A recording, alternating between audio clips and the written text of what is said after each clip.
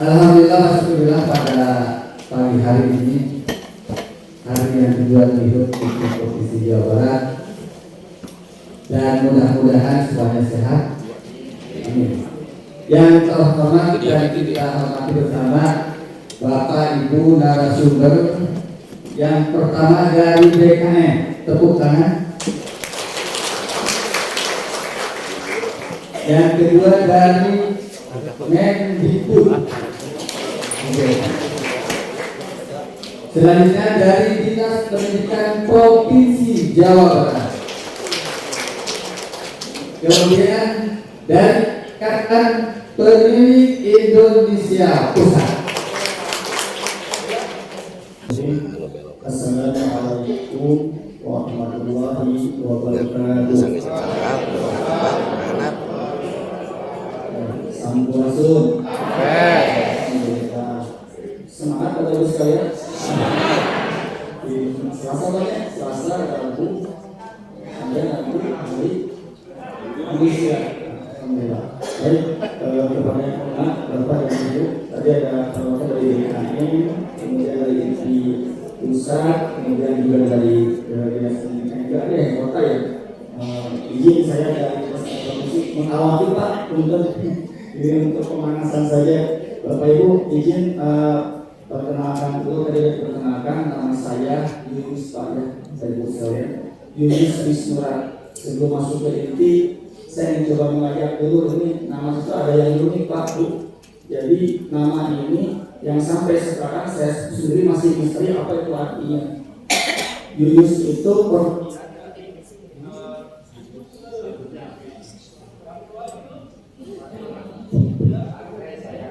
Yunus ini pemberian dari apa ini? Boleh saya ke depan Pak? Sorry. Yang satu ya. Bapak Ibu, jadi saya sudah ditanya apa arti nama Anda? Yunus ini tidak ada artinya apa? Yunus Wisnurat itu bukan bahasa Sanskerta, bukan bahasa Jawa, juga bukan bahasa Indonesia. Ini masih misteri. Saya tanya ke ibu saya, Mak, nama Yunus apa artinya? Dan beliau jawabnya apa? Itu nggak aku dengan keterhasil. Itu nggak tahu Bapak saya. Suatu saat Bapak Ibu singkatnya, saya ikut pelatihan dengan Pak Hernowo. Itu Bapak Ibu kenal dengan Pak Hernowo, beliau penulis yang almarhum. Ketika itu pelatihan, yang di-share pertama itu adalah Bapak Ibu silakan tuliskan arti nama saya, arti nama masing-masing. Coba yang Pak dari rumah kan artikan nama gitu kan. Nah, akhirnya biasa kalau orang Sunda itu punya filsafat bahwa the power of KPP, KPP masuk gitu. Nah, pada akhirnya Bapak sekalian, saya coba terjemahkan nama saya. Ternyata ini guru saya itu luar biasa visioner depan. Jadi Yunus itu ternyata bahasa itu Bapak sekalian itu penggalan dari dua kata. Bisa kata apa Ibu? Kata apa? Yuk, yuk artinya apa Bapak Ibu? Yuk itu kamu atau Anda. Kemudian pangkalan yang kedua Bapak Ibu. Yus apa artinya? Gunakan, berarti kamu gunakan. Nah mungkin ya Yus itu menggambarkan biar budaya bisa digunakan dan terkabulkan Bapak Ibu. Makanya saya kan SPD itu guru Pak basicnya. Ketika saya di swasta, betul dan kebiasaan, itu saya paling sering disuruh itu mau, ini mau. Jadi ternyata kata berkebiasaan Anda mah bukti belum tahun, jadi selalu mau jadi kamu gunakan ya apabila bisa bermanfaat. Kemudian ke nama yang datang, Wisnurat, Wis itu juga sama bahasa Indonesia. Apa itu? Harapan. Jadi kalau dirangkai Yunus Wis itu kamu gunakan harapan. Kan sekali luar biasa. Kemudian yang keempatnya Bapak Ibu, Wisnu. Nah, nunya saya plesetkan jadi new Bapak Ibu. Jadi baru. Jadi harapan. Maka Yunus Wisnu itu adalah kamu gunakan harapan. Nah, semoga kegiatan ini menjadi doa buat Bapak Ibu saya untuk menjaga harapan. Amin ya Allah. Akhirnya gimana? Aduh, nah ini yang 3 bulan ini saya terjemahkan Bapak Ibu. Rek itu apa Bapak Ibu? Tikus dari itu dari awal sampai tahun 2023 akhir saya tidak pernah terjemahkan nama rek. Karena kalau cuma dengan beli banyak atau saya kalau gunakan harapan baru tapi untuk aku diberi tikus. Namun saya ketemu dengan Dr. Yuka, beliau dari GPSD Indonesia Barat, dan saya tidak terjemahkan itu, beliau yang dari istilah terjemahkan itu kan positif, berarti apa itu? Saya memberikan nama yang di belakang. Ternyata rek itu menjadi nasional. Jadi nama saya itu kan kamu menggunakan harapan baru yang rasional. Nah itulah Bapak Ibu beban atau amanah yang melekat pada hidup kita, baik sebagai pemimpin, sebagai pengawas, sebagai guru, sebagai pendiri. Kita harus memiliki harapan baru untuk anak kita yang rasional, yang tentunya untuk menyokong program pemerintah bersama program Pak Dedi Mulyadi dengan Gapura Pencapaiannya. Kita berikan tepuk tangan buat Pak Guru kita. Ya, baik Pak Ibu, langsung ke poinnya.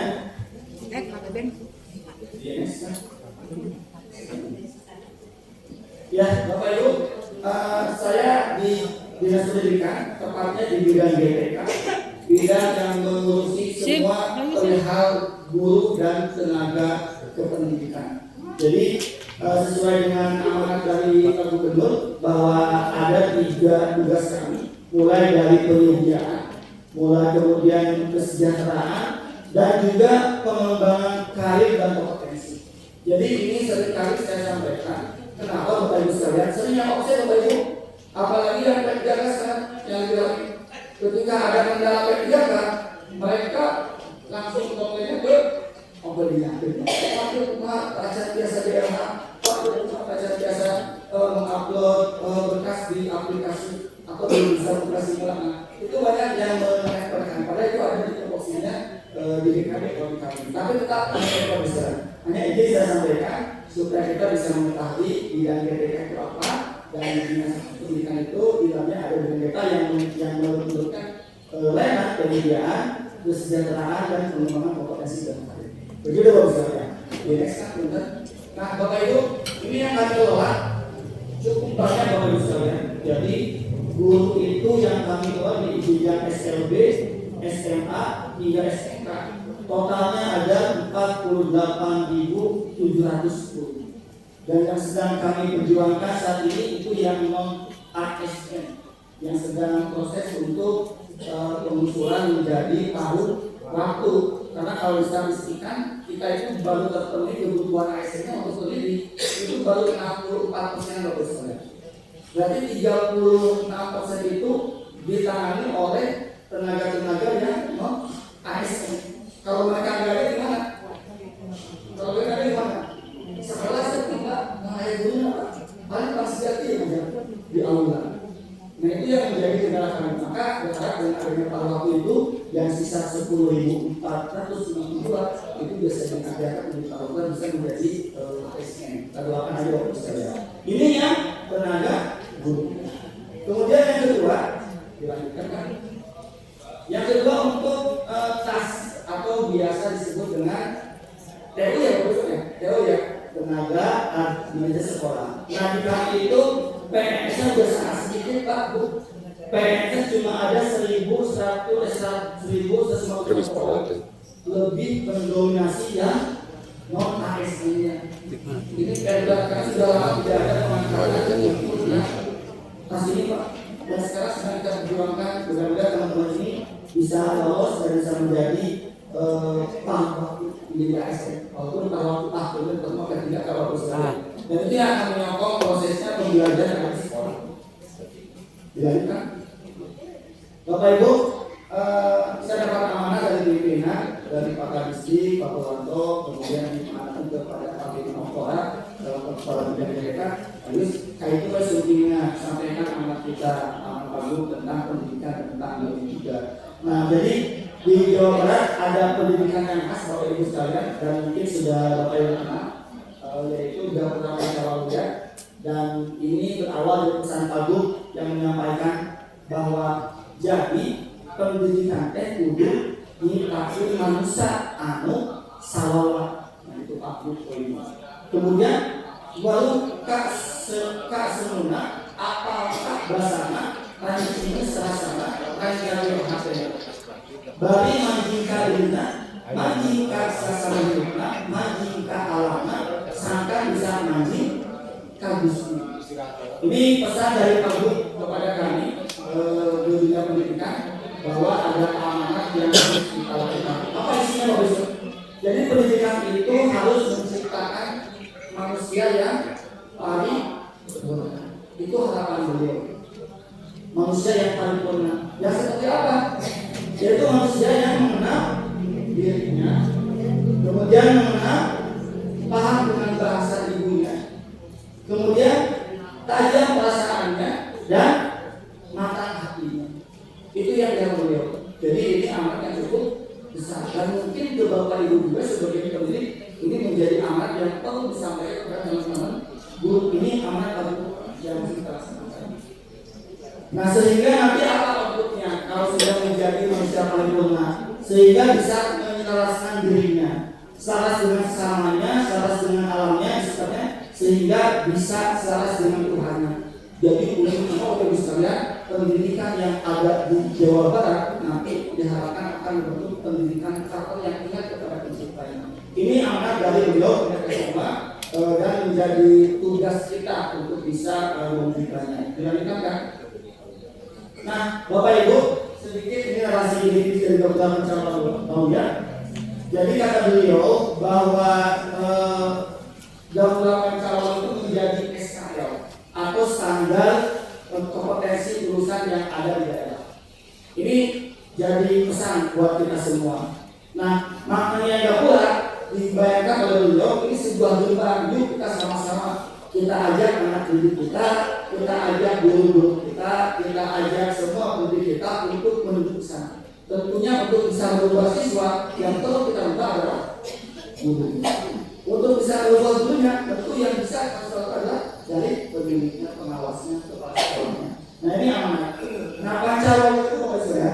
Ini panca artinya kemudian waluya artinya sejahtera.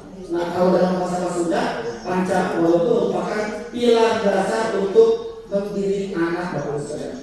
Mendidik anak supaya menjadi manusia yang seperti apa? Manusia yang sehat lahir, kemudian berbudi pekerti luhur, cerdas dan mampu hidup berdampingan dengan masyarakat yang harmonis. Nah ini pesan-pesannya. Pesan ini dirangkum menjadi Pancawaluya next kan, yang bisa kenal dengan dan kita kenal dengan 5 elemen Pancawaluya. Kita sudah tahu. Yang pertama ada cager, ada bager, benar, pinter, singkat. Kita Bapak Ibu amanat dibantu dan harus kita laksanakan.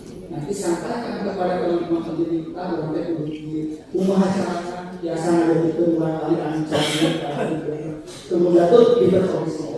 Nah ini menjadi alat kita semua. Bapak Ibu, saya suka bertanya ke Pak pimpinan kepada Pak Haris, Haris Pemimpa menjadi pernah serupa. Saya bertanya, terus itu apa?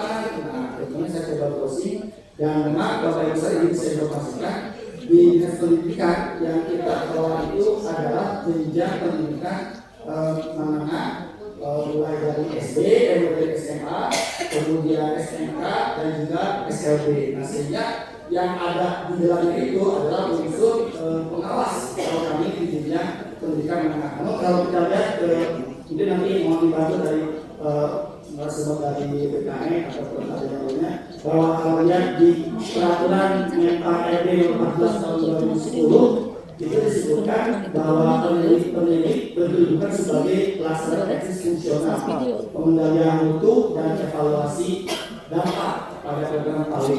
Terus apa katanya? Pendidik kesetaraan dan pendidik keaksaraan serta kursus pada jalur PNRI di Dinas Pendidikan Kota dan Kabupaten. Nah ini yang menjadi ranahnya. Izin saya sampaikan ini supaya kita nanti tidak kesalahan dengan offline dengan kebijakannya itu. Ini bagus sekali. Nah yang kami pula adalah pengawasnya, bisa dijelaskan. Nah ini yang kami pula. Jadi kami mengelola pengawas di sana bahwa pengawas itu adalah PNS sebagai PNS yang diberi tugas dan tanggung jawab beserta wewenang secara penuh oleh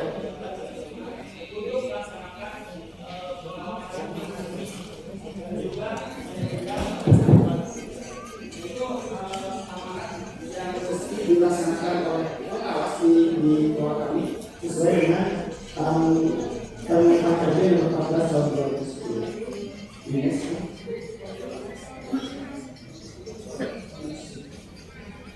Ya, Bapak Ibu, apa saja pekerjaannya atau apa saja tugasnya sesuai dengan isi pasal 10 Bapak Ibu masing-masing di Permen ini Permen di Permen nomor 25 yang terbaru. Tugasnya itu satu, melaksanakan pengawasan. Kemudian yang kedua, melaksanakan pembimbingan. Dan yang terakhir itu melaksanakan pelatihan. Itu tugas yang melekat pada pengawas yang ada di bawah. Mungkin tidak sama, tidak jauh beda. Itu sudah melekat pada diri kita. Nah kemudian selain melaksanakan tugas yang dimaksud, nah pengawas juga kalau belum apa aja sih evidennya? Nah evidennya satu, membuat perencanaan, berarti disebutnya planningnya apa dokumen perencanaannya. Kemudian evaluasi dan pelaporan. Berarti Bapak Ibu ketika melaksanakan tugas harus punya evidence. Kalau saya sudah merencanakan, punya dokumen kerja. Ataupun kalau sudah melaksanakan atau mengevaluasi ada laporan, tentu ada outputnya, apa nih hasilnya? Oh ini hasil dari output yang bisa dilaksanakan. Termasuk pada pemantauan, penilaian dan pembimbingan. Jadi Bapak Ibu yang terkadang kita lupa, kita kerja gitu, sama kita itu tidak direncanakan dulu targetnya apa. Miriplah kayak dulu Bapak Ibu. Kalau dulu itu harus membuat rencana mobil ya. Karena ketika di lapangan rencana pakai kalau seperti apa tuh biasanya ya yang anggur yang gitu ya. Ini sedikit saya ceritakan. Saya sempat itu belajar di BMTI waktu itu masih kurikulum 2013 ketika untuk belajar di Suku Nasional. Saya bertanya, Pak, kalau LPP gimana ya Pak? Misalnya baru aja ya. Kalau LPP yang dulu seperti apa? Dan saya melihat jawabannya LPP yang betul itu adalah LPP yang dilanggar. Nah, dilanggar itu ternyata di balik itu punya makna Bapak Ibu. Jadi si LPP itu ketika kita rencanakan, kita sesuaikan dengan kondisi di lapangan. Maka ketika ada perubahan, disitulah mulai disadari, oh ini kondisi tidak sesuai, karena anaknya berubah generasinya, atau oh kelas 5 punya tipikal yang berbeda. Maka ada revisi, maka itu disebut dengan LPP yang dilanggar. Jadi Pak nggak bisa coba membuat perencanaan. Masuk kelas harus absen, jemputin nama-namanya. Pasti sekolah di mana itu kan nggak mungkin. Nah itu berarti kayak absen tidak atau pada satunya juga jadi kurang-kurang diganti lagi jangan pakai scientific learning, udah pakai jigsaw. Nah itu betul-betul dari PPP kami untuk perbaikan. Jadi perencanaan ada bentuknya, apapun pelaksanaannya ada revisi pada PPP, ada hasil penilaian yang dievaluasi oleh peneliti atau oleh. Nah pesan-pesan itu Bapak Ibu yang mesti disampaikan.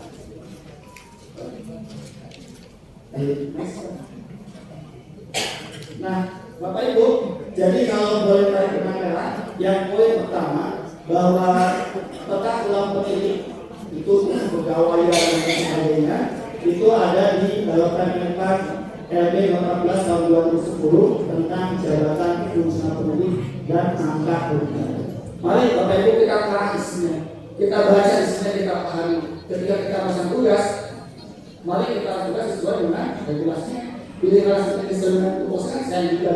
Yang kedua adalah poinnya penilik bertugas sebagai pelaksana teknis fungsional, yaitu mengendalikan mutu dan evaluasi program tahun, kemudian pendidikan kesetaraan dan keaksaraan di Dinas Pendidikan Kota Kabupaten. Ini kedua tugas kalian yang perlu yang dapat simpulkan. Dan terakhir Ibu, yang kami pengawas itu adalah PNS yang diberi tugas, tanggung jawab dan wewenang penuh oleh pejabat berwenang untuk melaksanakan pengawasan akademik, dan manajerial, jadi ikut dengan mengawasi kepala sekolah kita. Pada satuan pendidikan, jenjangnya ada SD, SMP, SMA atau SMK, Jadi ada juga pendidikan dasar tapi di SD dan SMP. Jalan-jalan dengan awal kasih, sekian dan terima kasih. Mohon maaf kalau kurangnya. Wassalamualaikum warahmatullahi wabarakatuh.